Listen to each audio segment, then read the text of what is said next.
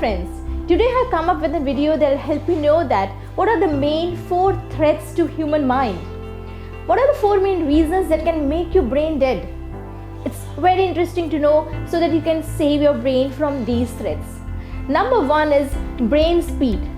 Our human mind is very complex and no one can determine accurately the average speed of our mental processes. The signals transmitted by electrochemical processes are very fast compared to natural process, but they are very slow compared to electronic transmissions. We have evolved in a world where the fastest moving creature is on run. But still, we are every day in our daily life accustomed to use complex systems that are more faster than the speed of our brain.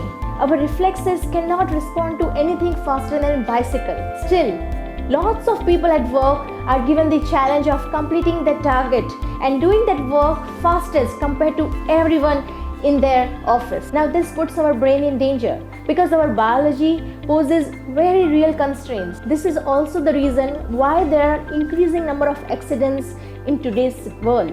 Human mind takes 2 years to properly and fully become a safer driver. Our command and control centers of the brain are not fully mature until 20 years of age. That's why teenagers are more prone to face accidents and also they are more prone to have risky behaviors because their minds are exposed to real fast and complicated things that their brain is not able to process. Human thought is relatively slow compared to the complex and complicated systems that we are exposed to in our daily lives. Everywhere the system is complicated, be it financial system, social system, political system or security system in our present society. The second threat to our human brain is related to type of response that our brain gives to the situations. Human mind is accustomed to give physical response whenever there is any threat or any dangerous situation.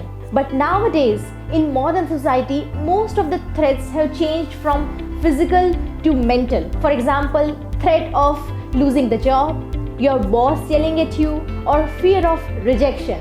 In such cases, you cannot give any physical response. Whenever the situation demands, our reflex system is designed in such a way that there is an increase in adrenaline level. The adrenaline surges enable us to run faster, hit harder, or jump higher.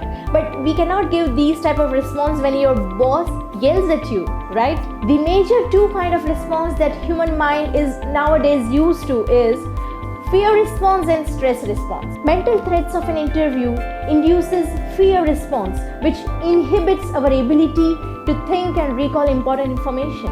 The stress response is a mismatch between our biology and the modern life. We are not wired to respond to long day after day psychological stress, which the body interprets as physical threat. This results in hypertension and the blood pumping capacity of our body also reduces. Our circulatory system is not designed for the life we are living. Previously, humans used to live in a society where there was intense social interaction, including few people. Nowadays, we are exposed to hundreds of people, but hardly we know them. This affects our mind negatively, and that's the reason a rude remark from anyone at work can ruin our entire day. We have become vulnerable to slightest bit of nonsense from other people. People have become hypersensitive. Actually, we have become socially sensitive, which can be seen in fights on road or fights for parking space. The third threat to human mind is our ability of having a vision for future. We are the only species on the earth that can plan and build for existence beyond its own lifespan. As the technology advances, we can learn more about our genetics and our ability to estimate our lifespan will increase.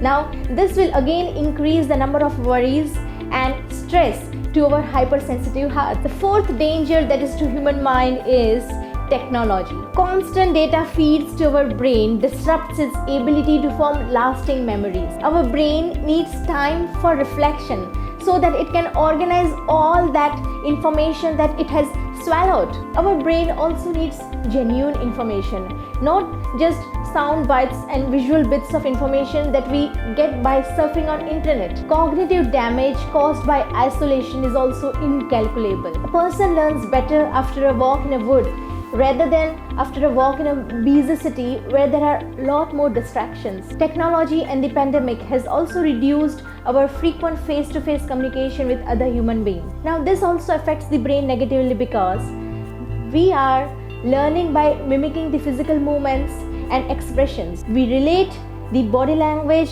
and meaning of the words spoken. And this is only possible when a person interacts face to face. Also, digital information creates an addiction in the brain. Information overloads becomes a habit, and your brain craves for more and more information when it stops. You may argue that brain may adapt to the situation in which it remains for more and more time. But the deeper, complex thought process of the brain declines. Of course, the cognitive ability of our brain expands by challenging information, but it also declines by quick, short, and superficial involvement that you can see nowadays people are used to. Human mind degrades by anything that operates non-stop. You might have noticed yourself also, whenever you become free, you go on Facebook, you go on WhatsApp, you check the emails. Without any reason, you just want to surf on internet, on your phone. You are increasing your screen time without serious involvement in any one topic. Now, this degrades the brain power. We are living in a world of ever-increasing demand of mental abilities. We need to stay cognitively fit to better understand the increasing technology entering into our lives. We need to keep a check that technology do not degrade the human mind, but instead it enhances its abilities. That's all for today, friends. Thank you and have a good day.